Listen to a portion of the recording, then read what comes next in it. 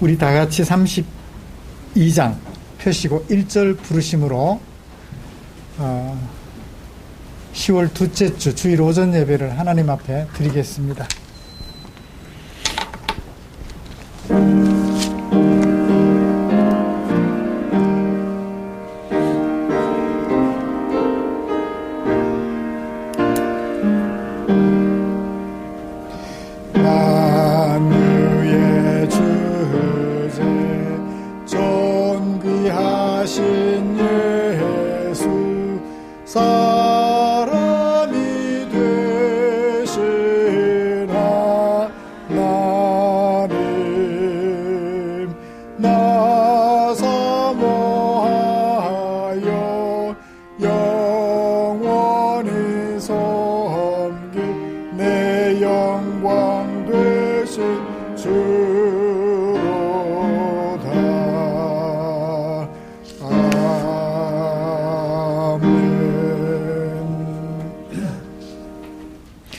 오라, 우리가 여호와께 노래하며 우리의 구원의 반석을 향하여 즐거이 외치자. 여호와는 크신 하나님이시요 모든 신들보다 크신 왕이시기 때문이로다. 아멘. 전능하사 천지를 만드신 하나님 아버지를 내가 믿사오며 그 외아들 우리 주 예수 그리스도를 믿사오니 이는 성령으로 잉태하사 동정녀 마리아에게 나시고 본디오 빌라도에게 고난을 받으사 십자가에 못 박혀 죽으시고 장사한 지 사흘 만에 죽은 자 가운데서 다시 살아나시며 하늘에 오르사 전능하신 하나님 우편에 앉아 계시다가 저리로서 산 자와 죽은 자를 심판하러 오시리라. 성령을 믿사오며 거룩한 공회와 성도가 서로 교통하는 것과 죄를 사하여 주시는 것과 몸이 다시 사는 것과 영원히 사는 것을 믿사옵나이다. 아멘. 찬송가 34장입니다.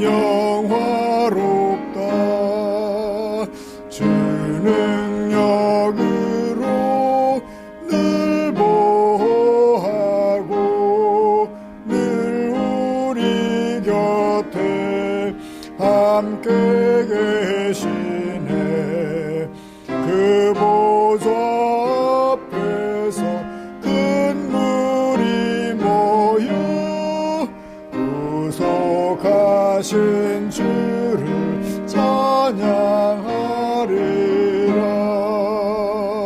저 보좌 위에 앉으신 주께 큰 소리 높여 영광 돌리세.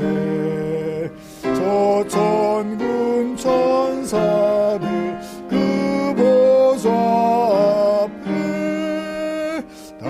머리 숙여서 경배드리네. 주 하나님께 다 찬양하라. 영광과 존귀 지혜와 존귀 저 천사와 함께 주께 돌리고 그 영원한 사랑 다 감사하라. 아멘.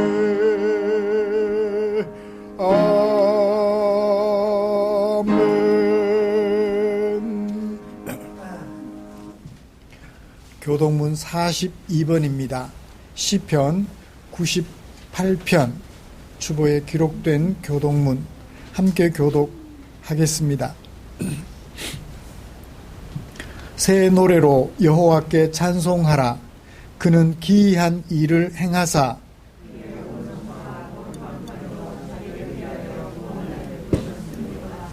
여호와께서 그의 구원을 알게 하시며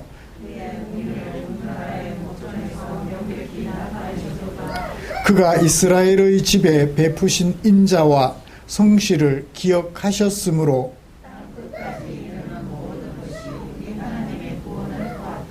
온 땅이여 여호와께 즐거이 소리칠지어다. 수금으로 여호와를 노래하라. 나팔과 호각 소리로 왕이신 여호와 앞에 즐겁게 소리칠지어다.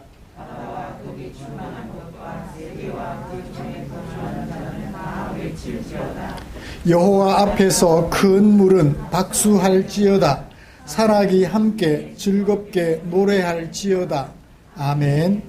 자리에 앉으셔서 찬송가 486장 함께 부르시겠습니다.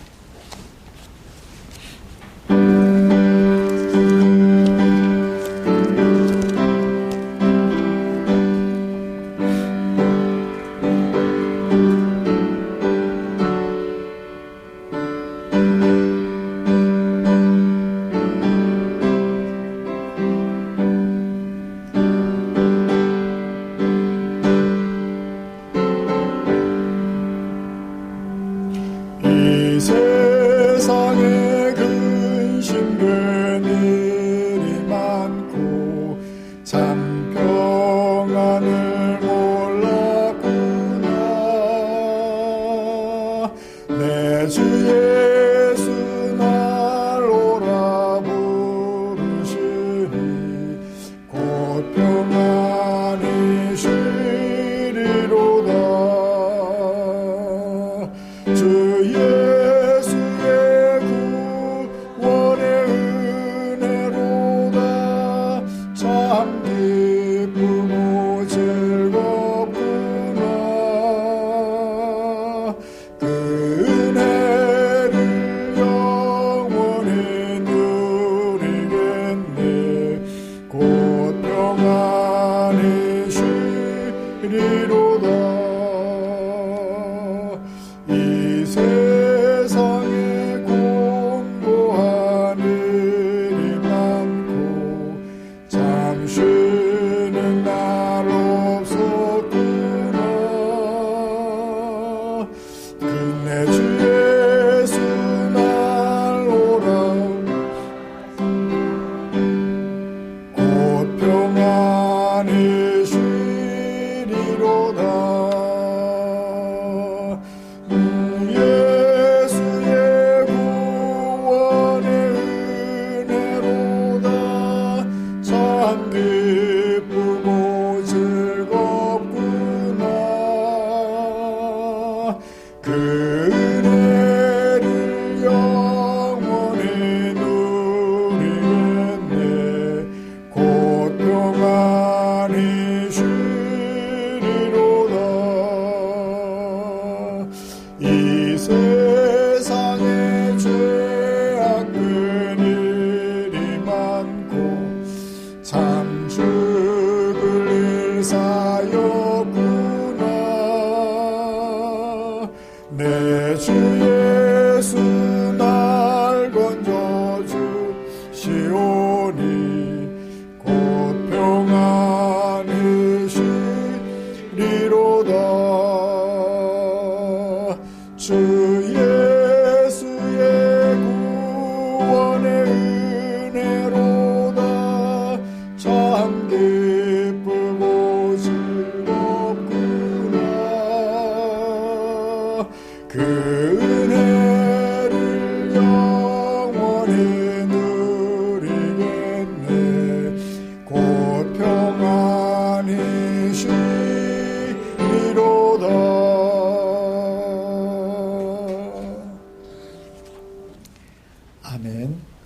제가 대표로 대신 기도하도록 하겠습니다.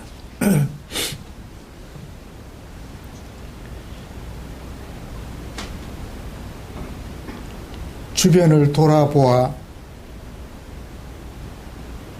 산천초목을 바라보고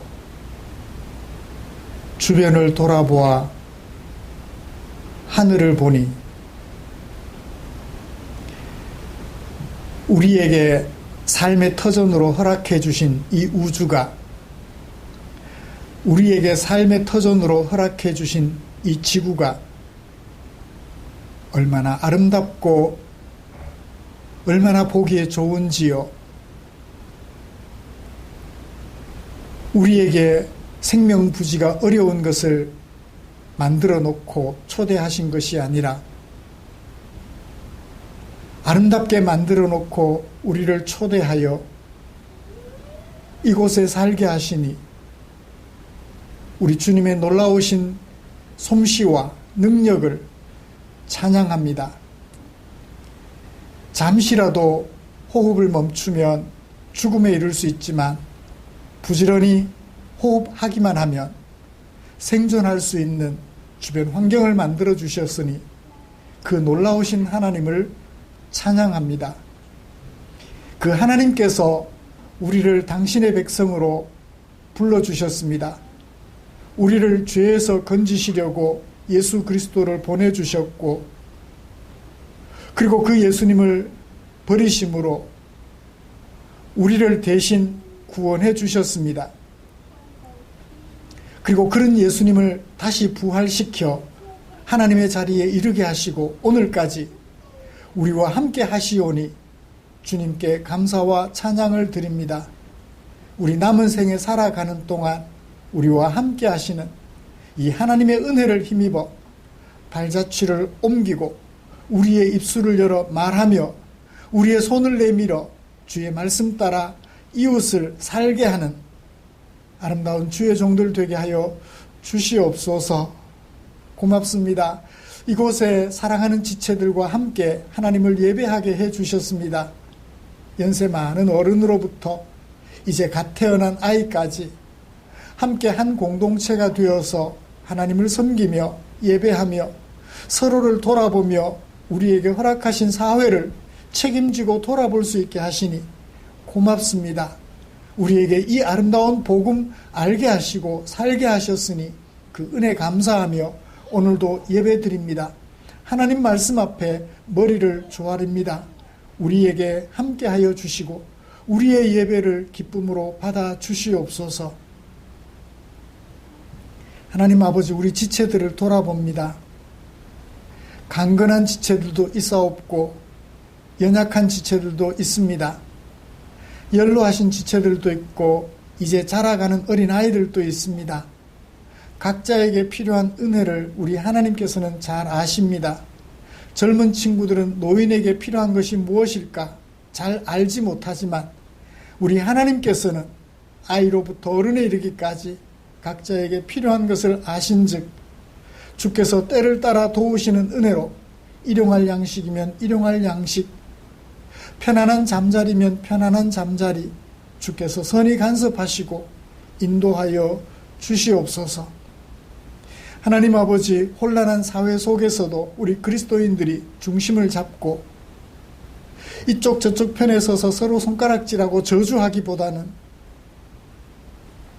이 사회를 어떻게 평화의 사회로, 화평의 사회로 만들어갈 수 있을지 그것을 고민하는 아름다운 주의 종들 되게 하여 주시옵소서. 이 시간도 우리가 드리는 예배를 기쁘게 받아주시옵고 주께서 남겨주신 그 말씀 함께 나누며 하나님의 은혜를 공유할 때 주님이 우리와 동행하여 주시고 지혜와 능력의 성령께서 함께하여 주시옵소서.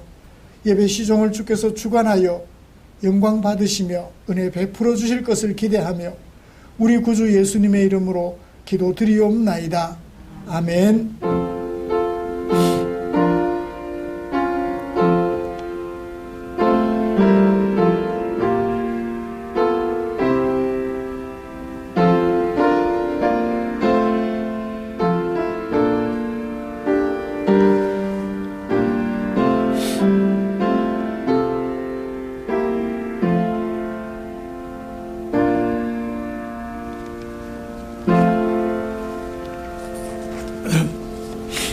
오늘 함께 묵상할 하나님의 말씀은 고린도전서 15장 9절부터 11절까지입니다.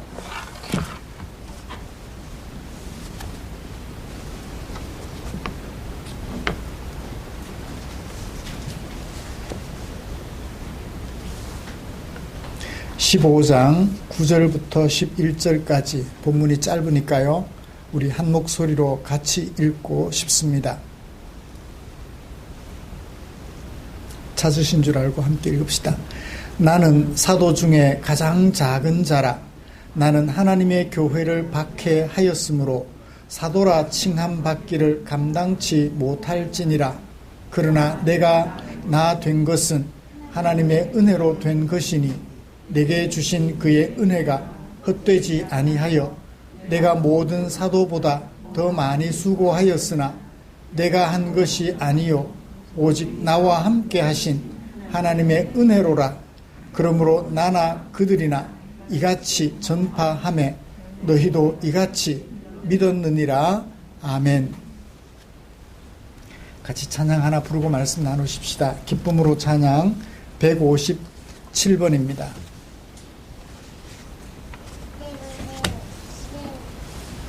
(157번) 오늘 집을 나서기 전.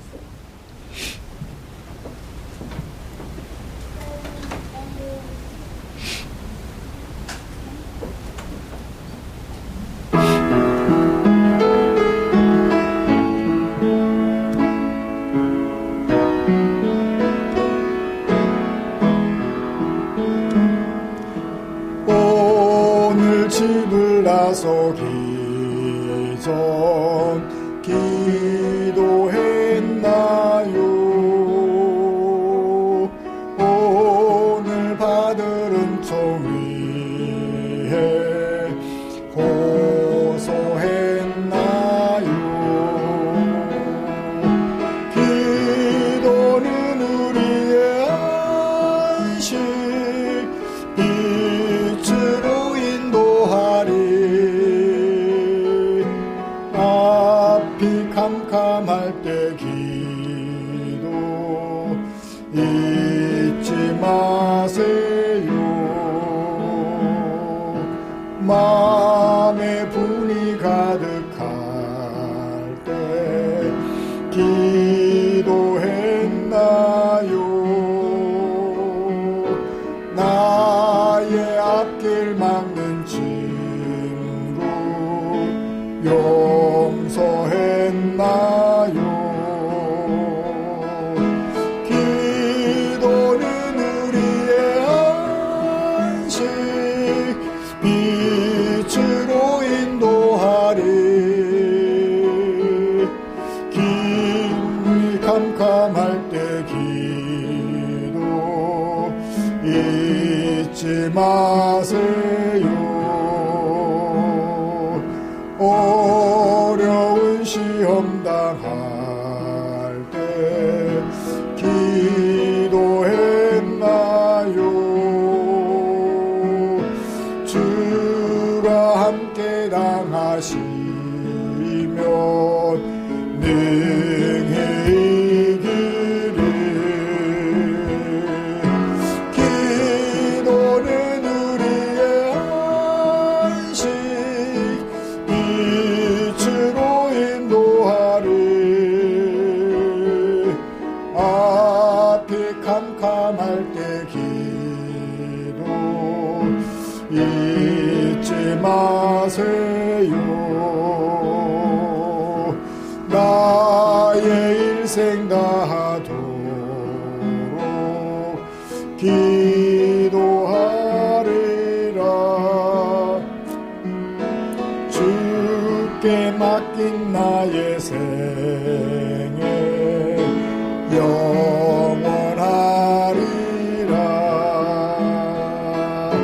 기도는 우리의 안식 빛으로 인도하리. 앞이 캄캄할 때 기도 잊지 마세요.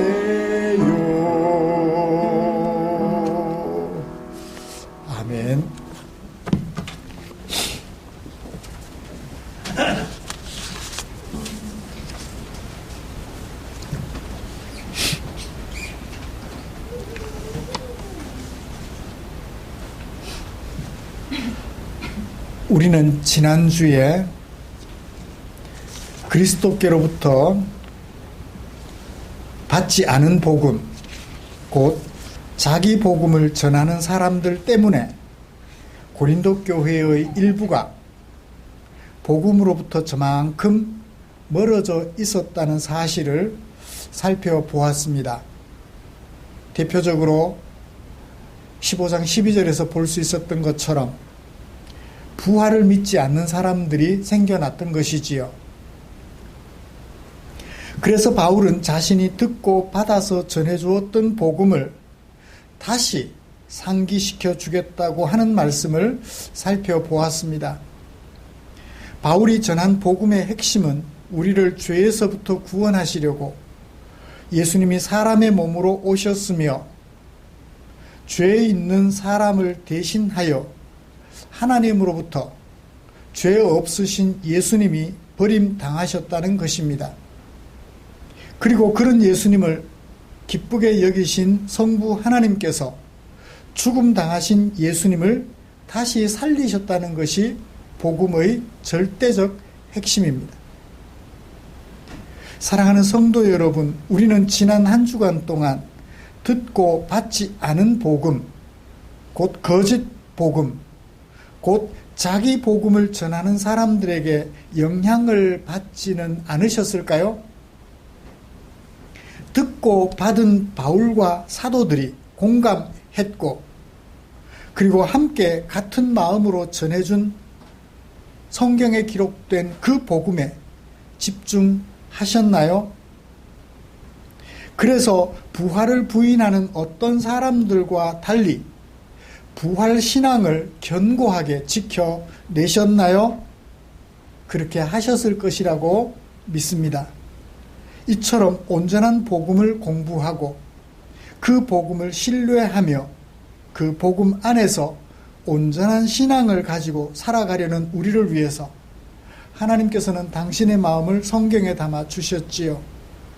오늘은 그 중에 고린도전서 15장 9절부터 11절에 담아두신 하나님의 마음을 살펴보려고 합니다.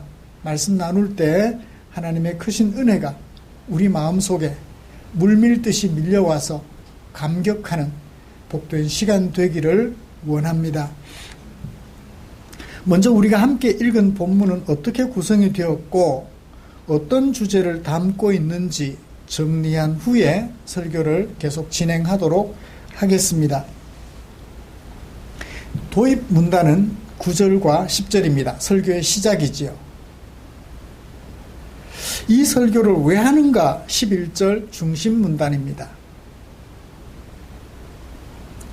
이 설교를 하게 된 이유 9절과 10절. 자신은 어떤 사람이었는데 교회를 핍박함으로 사도라 칭함을 받을 수 없는 사람이었는데 내가 되었어요. 앞에 내가는 교회를 핍박함으로 사도가 될 수 없는 나.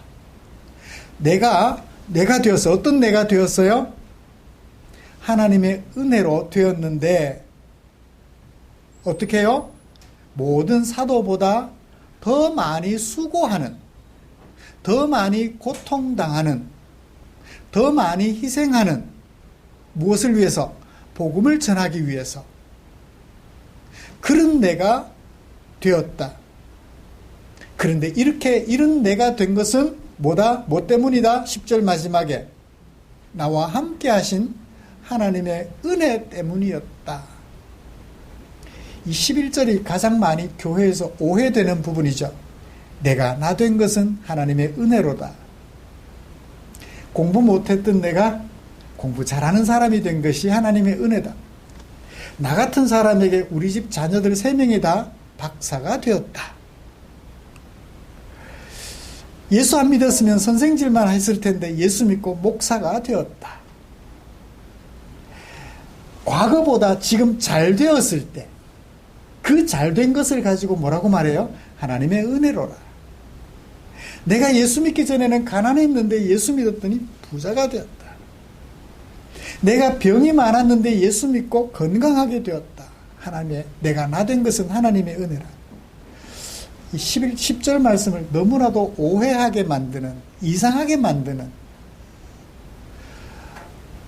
교회를 핍박했던 바울이 이제는 거꾸로 세상으로부터 핍박받는 사람이 된 것.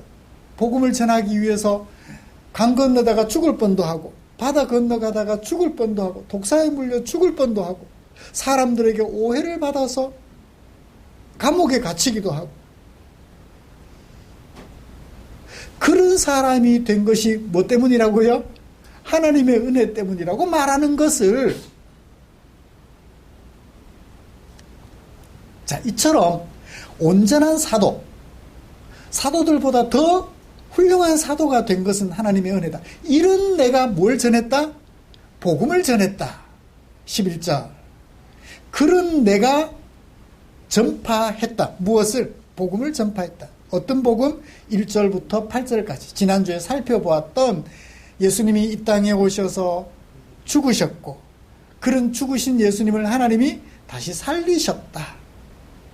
이것은 몇 개의 동사, 보인다, 보았다라는 동사로, 보여졌다라는 동사로서 몇 번 사용해서 증명된 사실이다. 이 복음을 내가 너희들에게 전했다. 이제 중심 내용이에요. 이 복음을 나는 전했고 너희들은 이 복음을 믿었다. 그러니까 1절부터 8절까지는 잘못된 복음, 자기 복음 전하는 사람 때문에 고린도 교회가 이상하게 흘러가고 있는데, 그런 교회에게 이런 바울이 사도들보다도 더 많이 고생한 바울, 하나님의 은혜로 된 바울이 진짜 복음을 전했고, 너희들은 그 복음 위에 서 있다 확인시켜 주는 거예요. 뭘 말하려고? 오해된 복음, 자기 복음 때문에 영향을 받아서 이상한 길로 가고 있는 고린도 교회에게 제대로 된 복음, 특히 부활을 소개해 주려고 내가 너희들에게 복음을 전했다라고 복음의 근거, 바울이 전한 복음 확실하다라는 것을 확인시켜 주려고 말씀하고 있음을 보게 됩니다. 바울이 이런 이야기를 하게 된 배경 이해가 되시죠? 자기 복음을 전함으로 부활을 날려버린,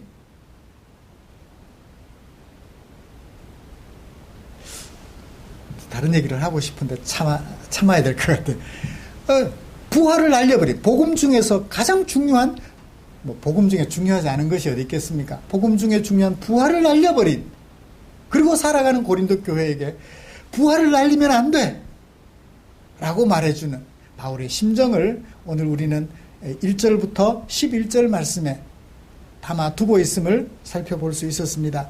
이런 말씀을 가지고 먼저 듣고 보지 못한 자들이 복음을 전하고 그 복음에 귀를 기울이는 교회가 되면 어떻게 되는가? 고린도 교회의 실상을 먼저 좀 살펴보려고 합니다. 이어서 우리가 귀를 기울여 듣고 믿어야 하는 복음에 대하여 살펴보면서 오늘 설교를 마무리하려고 합니다. 바울이 전파해준 복음을 이제 온전히 우리는 믿어야 되니까 우리가 믿어야 할 복음에 대하여 살펴보려고 합니다. 먼저 듣고 받지 못한 곧 자기 복음을 전하는 자들에게 교회가 귀를 기울이게 되면 어떻게 되는가 하는 것을 좀 살펴봅시다. 부활을 듣고 보지 못한 자들이 복음을 전하고 그 복음에 귀를 기울이는 고린도 교회의 실상을 살펴보지요. 실제로 교회에 이와 같이 자기 복음을 전하는 경우들이 초대교회에 있었다는 얘기예요. 어떤 예들을 찾아볼 수 있을까요? 당장 15장 12절만 해도 뭘 부인해요? 부활을 부인해요. 12절 같이 읽어볼까요? 그리스도께서 죽은 자 가운데서 다시 살아나셨다 전파되었거늘 너희 중에 어떤 사람들은 어찌하여 죽은 자 가운데서 부활이 없다 하느냐. 고린도 교회 성도들 가운데서 부활을 부인하는 성도들이 나타나기 시작했다는 거예요. 이것을 14장 말씀을 생각해보면 부활이 없다는 자들이 나타났을 때 뒤에 예언하는 자들이 아니야 부활이 있어라고 말을 하면 앞에 부활이 없다는 자들이 어떻게 해야 돼요? 잠잠하고 복종해야 되죠. 근데 복종 안 하고 버티는 거예요. 부활 없어. 뭘 근거로? 사두개파 사람들이 예수님께 질문했던 그 사실을 근거로. 부활 없어. 고집 부리는 거예요. 실제로 이런 일들이 있었다는 거예요. 설마 그런 일이 있었을 거라고? 설마 그런 일이 있었단 말이에요. 키는 조그만데 목소리는 자꾸 높아지려고 그래요. 차분하게 얘기를 하면 좋겠는데 차분하게 얘기를 할게요. 자꾸 조절하려고 애를 쓰는데 잘 안 돼서. 그래요. 설마 그런 일이 있으려고? 근데 설마 그런 일이 일어났어요. 그러니까 14장의 말씀을 철저하게 부인하는 일이죠. 뒤에 사람들이 바울이 아니야 그건 아니야 라고 말해주면 복종하고 잠잠해야 되는데 끝까지 버티는 거예요. 또 어떤 경우들이 있었을까요? 갈라디아 교회에 있었어요. 은혜로 사람들이 구원을 받지만 율법을 지키지 않으면 구원받을 수 없어. 이걸 반율법주의라 그래요. 반대할 반자가 아니고 절반 반자. 세밀로이즘이라고 그러죠. 절반은 은혜로, 절반은 뭐로? 율법을 지킴으로 구원을 받는다라고 하는. 그래서 율법 안 지킨 너는 구원 못 받아. 어떤 사람들이 그래요? 사람들을 협박해서 자기 편 만들 때 주로 사용하는 방법이에요. 실제로 그런 일들이 있었단 말이에요. 그래서 갈라디아서를 바울이 쓸 필요를 느꼈던 거죠. 아니야. 우리의 구원은 전적으로 하나님의 은혜야. 다른 복음 없어. 라고 얘기를 해주죠. 또 이런 것도 있어요. 영혼만 구원받는데요. 육체는 썩어져 없어진대요. 그러니까 썩어져 없어질 육체로 하는 일들은 우리의 영혼 구원에 아무런 영향을 미치지 않아요. 이걸 뭐라고 그래요? 영육 이원론이라 그러죠. 성경은 인간이 영혼과 육체로 구성되어 있다라고 어디 분명하게 명제로 말한 적이 없어요. 시인들이 시를 쓰면서 내 영혼아 여호와를 찬송하라 그러면 육체는 찬양 안 하고 내 영혼만 찬양하라는 얘기예요? 내 영혼아라고 얘기를 하는 것은 최상호야 라고 하는 것과 똑같아요.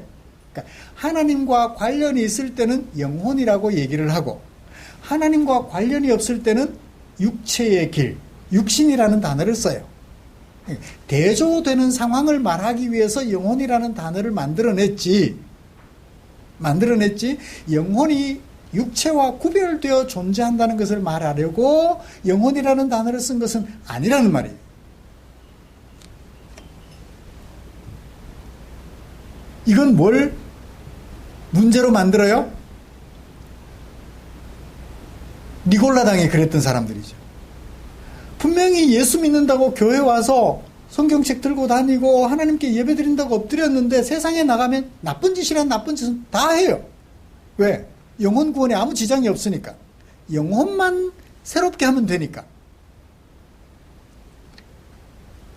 또요. 살아서 믿으면, 예수 믿으면 죽어서 어디 가요? 천당 간대요. 살아서 예수 믿기만 하면 천국 가는 티켓을 받았으니까 죽으면 천당 간대요. 이건 무슨 문제를 가지고 있어요? 하나님 나라의 현재성을 부정하고 있어요. 이미 우리는 예수님을 영접하여 하나님의 자녀가 되었다고요. 그죠? 죽은 뒤에 천당 가는 것이 아니라 이미 우리는 천당 백성이 되었다고요. 천국 백성이 되었다고요. 죽은 뒤에 천당 가서 뭐 해요? 천국 백성으로 사는 거죠. 근데 그것은 지금 이미 이루어져 있다고요. 그러므로 살아서 예수 잘 믿으면 죽어서 천당 간다는 말은 복음이 아니에요. 또 예수님의 재림이 이미 이루어졌다라고 말하는 사람들도 생겨났어요. 예수님 이미 재림해서 이미 우리는 천국에 와 있어 라고 얘기를 하는 사람들이 있어요.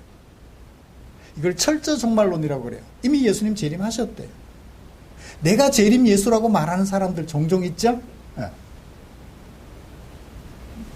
이것은 요한계시록에 사도 요한이 말했죠. 이겨야 한다. 이기는 자는 뭘 받는다? 상을 받는다. 이긴다라는 것은 뭐예요? 세상이 하나님을 대적하는 거죠. 우리를 유혹해서 죄에 빠뜨려요. 그러면 우리는 어떻게 해야 돼요? 하나님의 말씀으로 무장해서 이겨야 돼요. 이기는 자들이 들어갈 세상 어디예요? 예수님이 재림하시면 새하늘과 새 땅으로 제시된 그곳. 그렇습니다. 우리가 이 땅에 이미 하나님의 백성으로서 부지런히 이기면 더 이상 이길 필요가 없는 온전한 세상이 우리에게 주어지지요. 성경이 말하는 복음을 받으면 온전해질 수 있는데 이미 예수님이 재림했다고 말하며 다시 오실 예수님을 부정하는, 지금은 이겨야 되잖아요. 여전히. 왜? 세상이 우리를 유혹하니까. 그러므로 예수님이 재림이 이미 이루어졌다고 말하는 것도 거짓 복음, 자기 복음일 뿐이죠. 만들어낸 복음이 자기를 추종하게 만들려고. 사람들이 이런 복음에, 거짓 복음에 귀를 기울이면 어떻게 될까요? 고린도 교회를 보세요. 부활이 없다라고 주장하게 돼요. 이미 예수님 재림했다, 저 사람이 재림 예수다라고 따르게 돼요. 육체를 함부로 굴리게 돼요.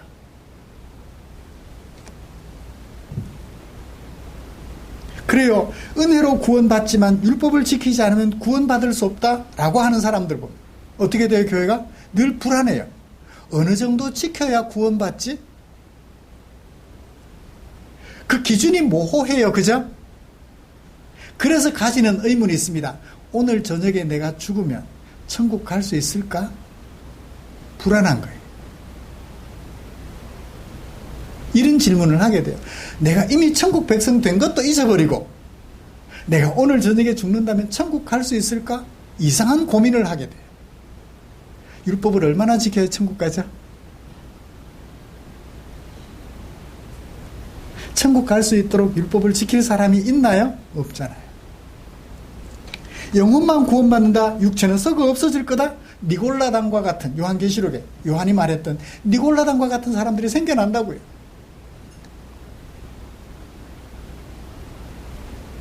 이렇듯 듣지 못하고 받지 못한 복음을 전하게 되면, 그것을 받게 되면 교회는 이상하게 흘러가요. 이단들이 설치는 교회가 돼요. 생명력이 없어요. 여러분, 이런 고린도 교회와 고린도 교회의 인근 교회들, 2000년 전 교회 모습을 오늘 우리 앞에 거울로 세워보자고요. 우리는 듣고 받은 사도들의 복음을 계승한 온전한 복음보다 그럴듯하게 한국 실정에 맞도록 꾸며서 전하는 자기 복음에 귀를 기울이고 있지는 않는가요? 14장 살펴보면서 여자들은 교회에서 잠잠하라 한 구절만 가지고, 여자는 교회에서 잠잠해야 된다, 여자는 목사 한 수 받을 수 없다, 우리 교단이 그래요. 그 한 구절을 가지고, 그 구절이 가지고 있는 의미가 뭐였죠? 앞에 사람이 예언하다가 뒤에 사람이 그거 틀려서 라고 다시 계시가 있으면, 다른 계시가 있으면 앞에 사람은 잠잠하고 복종해야 된다, 뒤 사람의 예언의 말씀에. 남자들의 경우 그러하고 여자들의 경우도 그러하고 부부간에도 똑같다. 세 가지 예를 들어 앞에 사람이 예언하던 앞에 사람이 뒤에 사람에게 다른 계시의 예언이 주어지면 잠잠하고 복종해야 된다라는 얘기를 말하려고 세 가지 경우를 얘기했는데, 여자는 교회에서 잠잠해야 된다, 그거 한 구절만 딱 뽑아가지고 엉뚱하게 해석해요. 이런 것들이 다른 복음의 모습이에요. 성경을 이상하게 풀어가니까요. 안타깝죠? 그런 복음이 전해지는데 부활은 인정하니까 그나마 다행이죠. 그런 가르침이 주어지는데도 아멘하고 앉아 있어요. 그러니까 교회에서 여성들은 늘 피해자죠. 조용해야 되니까. 여자들은 교회에서 말하면 안 되니까. 남자들도 잘못 말하는 것이 있다면 잠잠해야 되는데, 똑같은 경우인데, 가부장적 가족 제도하에서 복음을 받아들인 결과 남자는 장가 몇 번 가도 되죠? 아브라함처럼.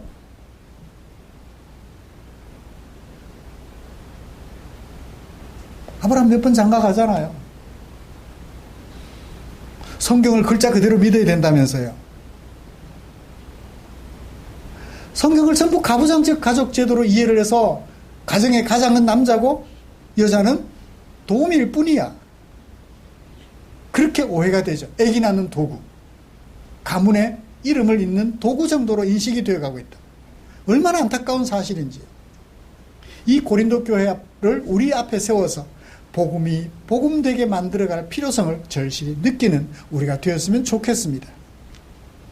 그래요. 자기 유대적 가치관에 따라서 교회를 핍박했던 바울이 오히려 예수님의 말씀을 예수님을 뵙고 나서는 철저하게 자기 생각을 버리고 예수님의 생각을 함께 공유하고 있잖아요.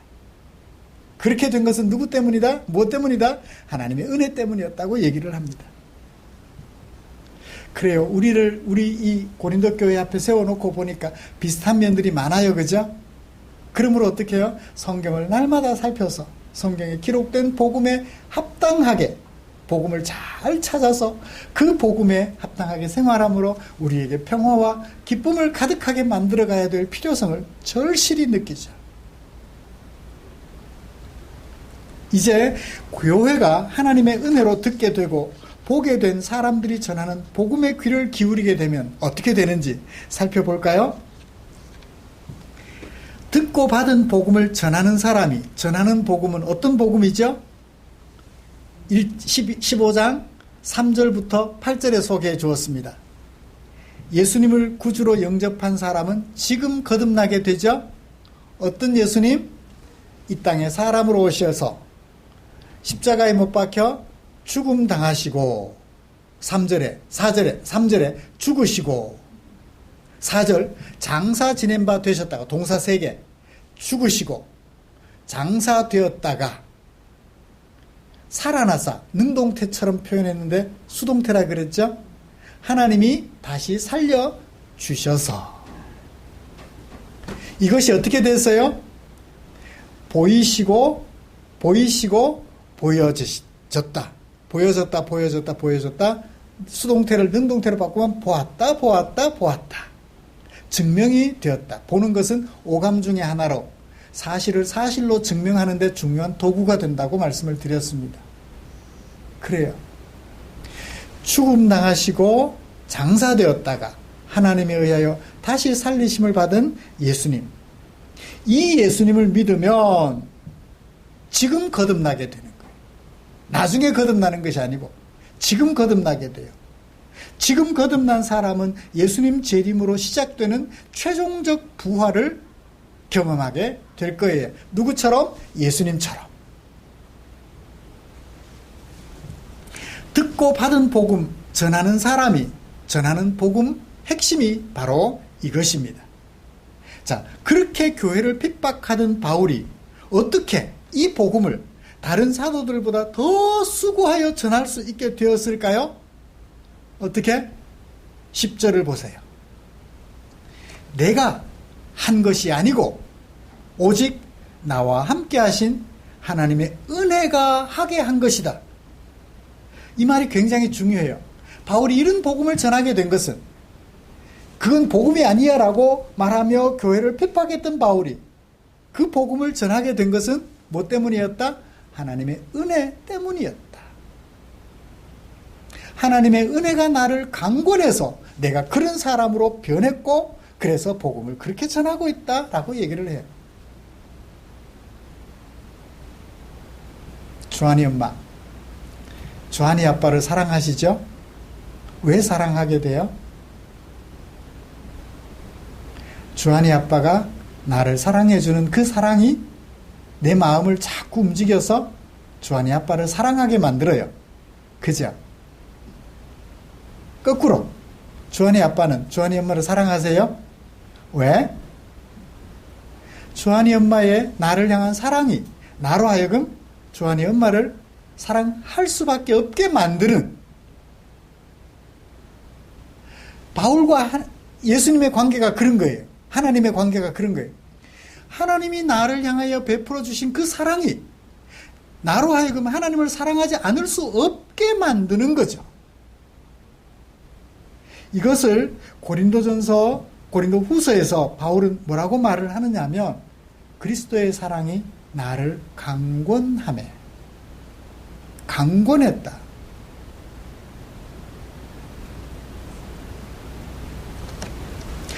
그래서 바울이 복음을 전했더니 고린도 교회는 그 복음에 귀를 기울이게 되니까 어떻게 돼요? 11절 이제 결론을 보십시다.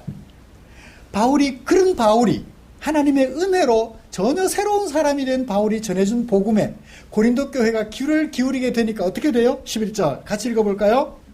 너희도 11절 그러므로 나나 그들은 누구? 사도들이에요. 나도 포함해서 사도들이 이같이 전파했다. 결과 너희들은 어떻게 됐어요? 이같이 믿었다. 이같이라는 말이 2번 썼어요. 이같이 이와 같은 복음을 전했고 이와 같은 복음을 믿었다. 그러니까 전해준 그대로 믿으면 그 결과가 어떻게 되느냐? 믿었다라고 얘기를 해요. 그대로 전했더니 그대로 믿었다. 이 믿었다라는 말에 좀 관심을 가지고 좀 살펴볼까요? 믿다라는 것은 동사죠. 행위예요. 행위 이전에 마음가짐은 뭘로 표현할 수 있어요? 명사로 표현할 수 있어요. 믿음이라는 거예요. 믿음이 생겨서 뭐 했다? 믿었다. 그죠? 믿음이 생겨야 믿을 수 있어요. 믿음이란 혼자 살면 필요해요, 필요 안 해요? 혼자 살면 믿음은 필요가 없어요. 믿음은 2사람 이상이 함께 살아가면서 상대방에 대하여 내가 보여줄 수 있는 신뢰의 정도를 믿음이라고 말을 해요. 믿음이 어느 만큼 돼요? 요만큼, 이만큼, 하늘만큼, 땅만큼. 정도에 따라 다르죠? 상대방이 어떤 사람이냐에 따라서 그 상대방에 대한 신뢰, 믿음 정도가 다를 수 있어요. 이 마음 속에 있는 일이에요. 그 마음이 동사로 나타나 믿었어요. 믿다라는 동사는 상대방에 대한 신뢰의 정도를 마음으로만 가지는 것이 아니라 실제 행동으로 보여주는 거예요. 설령 이런 말을 해서 내 마음이 조금 아팠지만 이 사람이 가지고 있는 내게 보여주는 평소의 믿음 때문에 내가 어떻게 돼요? 오해될 말도 오해되지 않는 말로 이해를 할 수 있게 되는 거예요. 예를 들어볼까요? A가 B에게 돈을 꿔주는데 B에 대한 A의 믿음이 행동으로 나타난 게 뭐죠? 돈을 꿔주는 거예요. 만약에 믿음이 없다면 꿔주지 않겠죠? 이 사람이 갚을지 안 갚을지 믿음이 없다면 꿔줄 수 없어요. 뭐가 있으니까? 믿음이 있으니까 미련 없이 꿔주는 거예요. 큰 돈도. 그러므로 믿음의 대상은 나가 아닌 상대방이에요. 그리고 믿는 마음과 행동의 주체는 누구예요? 나예요. 자, 그들이 믿었다. 누구를 믿었어요? 바울이 전해준, 사도들이 전해준 예수님을 믿은 거예요. 어떤 예수님? 어떤 예수님? 죽음 당하시고 장사 지낸 바 되었다가 하나님에 의하여 다시 살리심을 받은 예수님을 믿게 된 거예요. 예수님을 믿다가 보니까 또 누구도 믿게 돼요. 자연스럽게 그 예수님을 소개해준 바울도 믿게 되겠죠. 자, 이 복음을 중심으로 생각해보죠. 위에 하나님이 계세요. 그리고 옆에 복음을 전해준 바울이 있어요. 그 복음을 중심으로 고린도 교회가 있어요. 하나님과 복음을 전해준 바울과 고린도 교회가 이 복음 때문에 뭐가 돼 있어요 지금? 하나의 공동체가 되어 있는 거예요. 하나의 공동체가 된 이걸 뭐라고 표현해요? 믿었다라고 표현하는 거죠. 온전한 복음이 전해져서 이 복음을 너희들이 믿게 되었다라고 말하는 것입니다. 그렇다면 바울이 너희도 믿었다고 할 때 고린도 교회는 예수님을 믿었다는 것이고 또 그 복음을 전해준 바울도 자연스럽게 믿게 되었다는 것입니다. 바울에 대한 믿음은 복음 때문에 가능했을 것입니다. 사랑하는 성도 여러분, 우리는 부단히 우리가 알고 있는 복음이 복음을 보고 듣고 받은 사도들이 전한 복음과 일치하는지 날마다 성경을 묵상하면서 살펴보아야 해요. 고린도 교회는 그 복음을 자기 복음을 전하는 자들 때문에 잊고 살았습니다. 그래서 부활 없다라고 말을 했고, 부활이 없다라고 말하니까 신앙에 낙이 있어요, 없어요? 없어요. 죽는 것으로 끝나버리는데 낙이 없어요. 그래서 바울은 자신이 전한 복음을 다시 상기시켜 주려고 했던 것입니다. 그럼 우리도 어떻게 해야 돼요? 성경을 읽으면서 정말 복음이 무엇인지를 날마다 새롭게 살펴야 돼요. 앞에 사람들이 잘못 전해주면 그거 틀려서 잠잠해, 복종해라고 말할 수 있을 정도로 날마다 복음을 새롭게 해가야 될 필요성을 우리가 확인할 수 있었습니다. 바울이 이제 15장 이후에서 새롭게 확인시켜주는 복음에, 특히 부활에 대해서 자세히 앞으로 5주에 걸쳐서 더 살펴보게 될 것입니다. 말씀을 결론 내리겠습니다. 교회를 핍박하던 바울이 예수님으로부터 받아서 전한 복음, 그 중에서도 부활에 대하여 확신을 가지시기를 주님의 이름으로 축복합니다. 예수님의 죽음심, 버림당하심만 생각하는 복음은 반쪽 복음이에요. 예수님은 하나님에 의하여 다시 살리심을 받아 지금 어디에? 하나님의 보좌 우편에 함께 앉아 계신다는 사실을 꼭 마음속에 믿는 저와 여러분들이 되시기를 주님의 이름으로 축복합니다. 기도하겠습니다. 하나님 아버지, 고맙습니다. 우리의 귀가 얇아서 가끔씩은 성경이 말씀하는 복음, 그것과 다른 복음에도 귀를 기울이게 되고 그럴듯하다 생각하여 잘못된 길로 접어드는 경향이 있음을 우리가 잘 압니다. 그래서 날마다 성경을 묵상하면서 성경에 기록된 복음이 무엇인지를 잘 알아 그 복음을 믿음으로 그 복음에 합당하게 살아가는 당신의 종들이 되도록 힘쓸 터이니 주님 도와 주시옵소서. 예수님의 이름으로 기도드리옵나이다. 아멘. 찬송가 634장 부르시면서 준비한 헌금 드리겠습니다.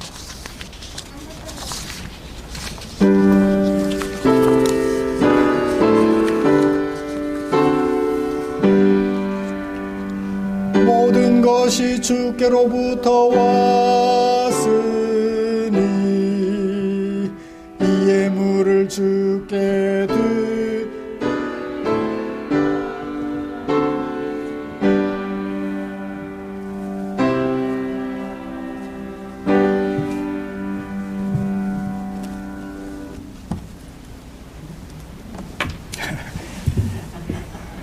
드린 헌금 위해서 기도하겠습니다.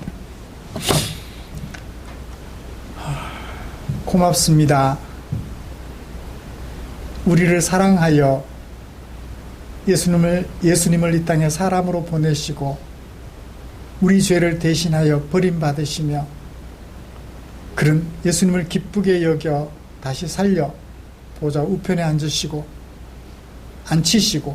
우리의 구원을 완성시켜 주신 그 하나님의 은혜가 감사하여서 우리 사랑하는 성도들 몸들여 다른 지체들과 함께 하나님 앞에 예배 드릴 마음을 가지는과 동시에 내게 사용하라고 맡겨주신 물질 얼마를 구별하고 나 아닌 너를 위하여 사용되기 원하는 그 아버지의 뜻을 조차 교회에 헌금으로 드렸습니다.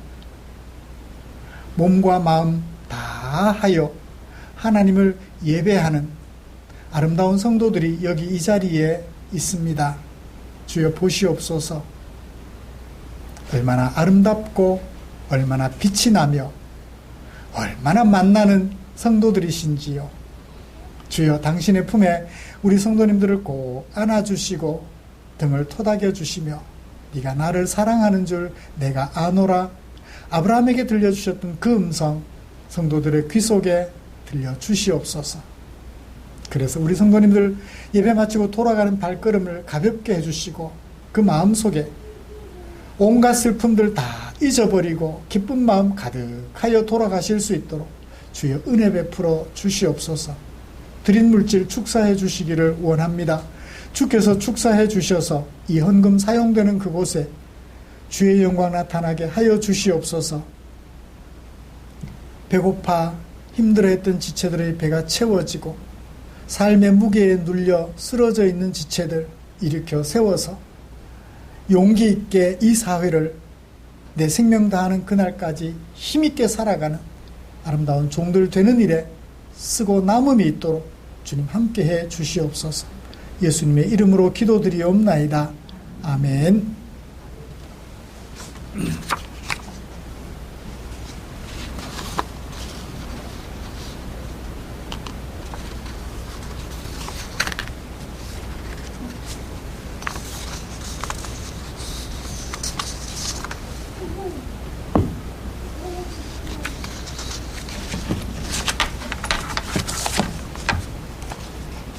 교회 소식 알려드리겠습니다.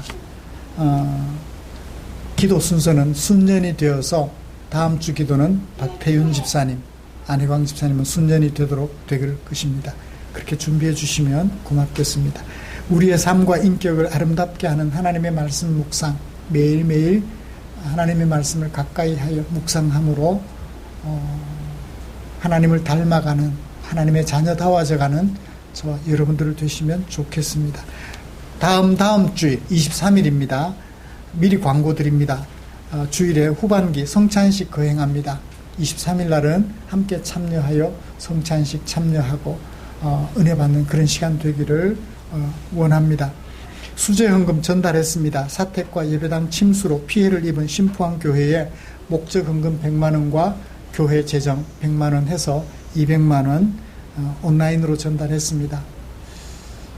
제가 가서 200만 원 전달 봉투에 담아 전달하면서 사진 찍고 그렇게 할까요?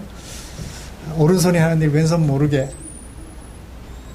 계좌로 교회 법인 계좌로 그렇게 송금해 드렸습니다. 사진 찍어 놓으면 남고 교회 역사에 제 얼굴이 남죠, 그죠? 그게 싫어서 온라인으로 전달해 드리고 말로 힘내시라고 우리 교회가 기도하고 있다고 그렇게 해드렸습니다. 곁에 계시는 지체들과 인사 나눌까요? 권사님 이제 머리가 제대로 났습니다. 고생하셨어요. 건강한 모습으로 우리 오래도록 같이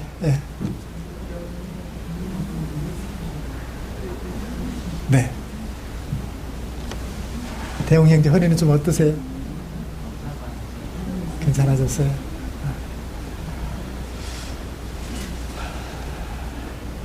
격변의 시기 같아요. 격변의 시기.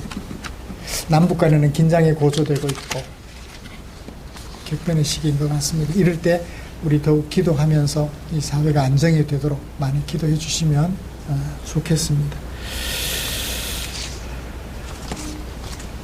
찬송가 57장 펴시고 일어나셔서 찬송 부르고 축도함으로 예배를 마치겠습니다.